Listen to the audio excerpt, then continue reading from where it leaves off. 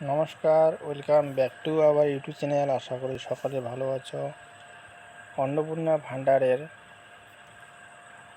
Form fill up check করার জন্য, অর্থাৎ স্ট্যাটাস দেখার জন্য তোমাদের যে প্রসেসগুলি করতে হবে সেটি আমি স্ক্রিনে দেখাচ্ছি। এখানে দেখো, প্রথমে তোমাদের এই ওয়েবসাইটে আসতে হবে, পশ্চিমবঙ্গ সরকার, গভর্নমেন্ট অফ ওয়েস্ট বেঙ্গল।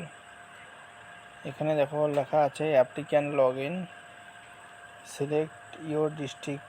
এখানে অপশানটি দেখতে পাচ্ছ। এখানে আপনারা যা সিলেক্ট ডিস্ট্রিক্ট সেটি এখানে টাইপ করবেন। সাপোজ মনে করুন এখানে দেওয়া আছে কোচবিহার, আপনার ডিস্ট্রিক্ট, তো কোচবিহার লিখে এখানে সার্চ করলে কোচবিহার ডিস্ট্রিক্টটি এসে যাবে।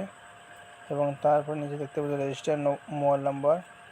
এই রেজিস্টার্ড মোবাইল নাম্বারে এখানে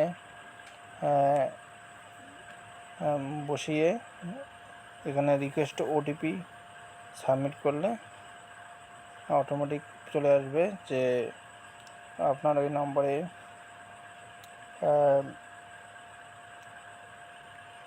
ফর্ম ফিল আপ হয়েছে কি না, অর্থাৎ ফর্মটা সাবমিট করা হয়েছে কি না সেটি আমরা দেখতে পারবো। যদি সাবমিট করা না হয়ে থাকে তাহলে কোনো অ্যাপ্লিকেশান বা আইডি দেখাবে না, আর যদি সাবমিট হয়ে থাকে তাহলে এখানে অ্যাপ্লিকেশান আইডি শো করবে।